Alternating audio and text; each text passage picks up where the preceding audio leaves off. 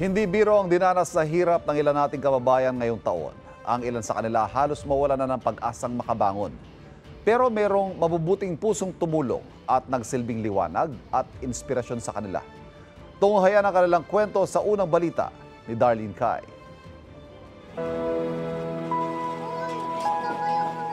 Ang 63 taong gulang na si Tatay Romy ay mukha ng marami sa atin.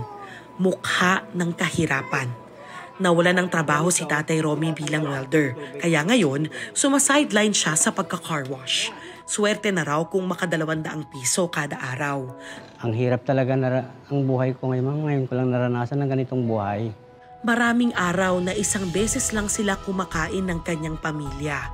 Nagtitiis sa lugaw o kaya instant noodles na maraming sabaw. Napapayak nga po ako. Sabi nila, ulam papa, wala akong may bigay. Gusto kong makita, ma'am, si Jesus. Masabi ko lang problema ko. Sabi ko, ma'am, mahingi ako ng tulong sa inyo kasi hirap po na ako. Noong minsan, talaga raw walang-wala nang maibiling pagkain sila tatay. Kaya sakay ng bisikleta, dumayo sila sa isang charity organization sa Maynila para subukang humingi ng tulong mula sa kanilang bahay sa Parañaque. Kasama niya ang mga anak niyang 4 at 2 taong gulang. 4 na oras siyang pumadyak kahit wala pang kain. Umaasang mabibiyayaan sila ng kahit 1 kilo lang ng bigas. Pero may cut-off daw pala. Hindi na umabot si tatay. Talagang malungkot ako. Inaakay ko na lang yung mga anak ko kasi wala na akong lakas. Habang naglalakad po ako, ma'am, hindi ko alam kung anong gagawin ko. Kasi hindi kami talaga kumakain. Doon na sila nadaanan ng content creator at cycling advocate na si Buji Babiera. Nilapitan niya sina Tatay Romy para makipagkwentuhan. Doon na niya nalaman ang kwento kung bakit sila nasa Maynila. Medyo naantig yung puso ko na parang bakit ganon? Parang una, ang init-init. Ganon ba siya kadesperado na humingi ng tulong na kaya niyang pumadyak ng more than 4 hours nakasama yung 2 bata? Matapos kunin ang permiso ni Tatay Romy, ibinahagi niya ang kwento nila sa social media. Libo-libo ang comments, shares at reaction sa post tungkol sa kwento ng pamilya ni Tatay Romy. Doon na nagsimula ang isang donation drive para kila Tatay. Bumuhos ang tulong para sa pamilya ni Tatay Romy. Groceries, bigas at may bago na rin siyang e-vehicle para magamit sa paghahanap buhay. Hindi ko talaga inakala na overwhelming yung help na matatanggap niya. Masayang-masaya ako, ma'am. May time din pala, ma'am, na may biyayang darating sa iyo. Kung wala si Sir Buji talaga, pakaiwan ko man po nasaan pa ako ngayon. Maraming salamat po talaga sa mga tulong niyo. Kung minsan, kailangan lang talaga ng nudge o kaunting tulak ng mga tao para makapagsimula ng magandang buhay.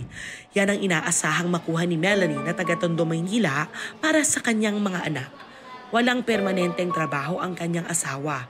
Siya naman ay nag-online selling. Masakit po para sa amin na yung may gusto silang pabili sa amin, sa akin, na yun parang, ma, gusto ko yan, ganyan. Yung pinapaliwanag ko na lang po sa kanila na, sige, pag may pera na tayo. Anuman ang hirap ng buhay, iginagapang nila ang pag-aaral ng mga anak. Hirap sa pagbabasa ang 8 taong gulang niyang anak na si Francis. Kaya mabuti na lang at nagkaroon itong community center sa Smoky Mountain sa Maynila. Isa itong Learning and Skills Development Center na naglalayong tulungan ng mas may hirap nating kababayan na matuto ng iba't ibang skills. Ang ating mga bata dito ay talagang nahihirapan sa pagbasa sa math. Natutulungan natin sila na matutuhan yung kaalaman na kailangan nila base sa level ng kanilang pagkatuto. Dito, ini-instill natin sa kanila na sila ay may galing at may kakayahan pang gumaling. Napakalaking tulong daw nito para kay Nanay Melanie na wala namang kakayahang magbayad para sa tutorial service para sa kanyang mga anak.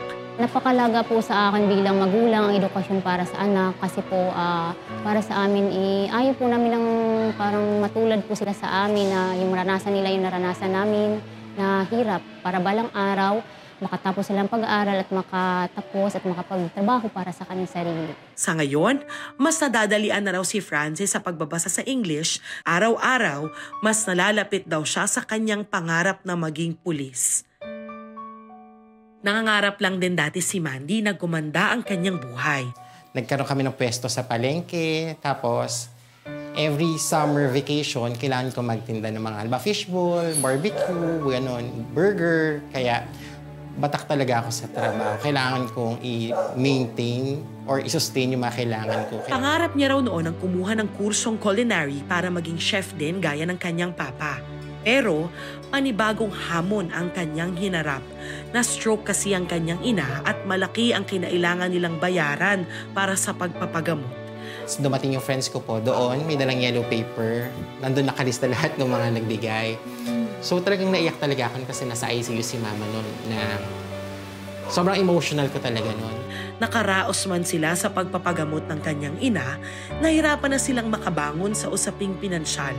Hanggang sa hindi na niya natupad ang pangarap na mag-aral ng culinary. Dinala siya ng kapalaran sa ibang landas. Pero hindi niya kailanman nakalimutan ang dahilan kung bakit sila nakabangon. Ang kabutihan ng iba. Kaya noong 2012, habang nagtatrabaho siya bilang kitchen helper sa isang hotel, naisipan niyang tumulong din sa kapwa.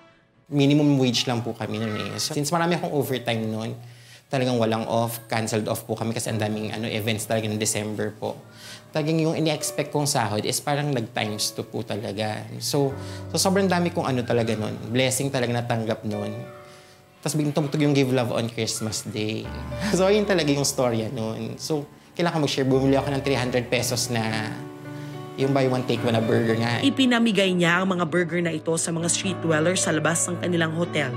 Doon niya raw naramdaman ang saya ng nakakatulong sa kapwa. Ngayon, 11 taon na ang kanyang grupong Give Love Group. Dumarayo sila sa iba't ibang lugar sa Pilipinas para maghatid ng tulong. Gaya na lang ng pamimigay ng school supplies, pagkain, damit at iba pa sa mas mahihirap nating kababayan. Pumupunta rin sila sa indigenous communities pati na sa mga persons deprived of liberty. Sa akin iba yung yung self-fulfillment na kapag yung isang tao na nakita mo napasaya mo, natulungan mo, na sa dami niyang pinagdadaanan. Marami sa atin ang dumaraan sa punto ng buhay kung saan wala ng liwanag na maaaninag.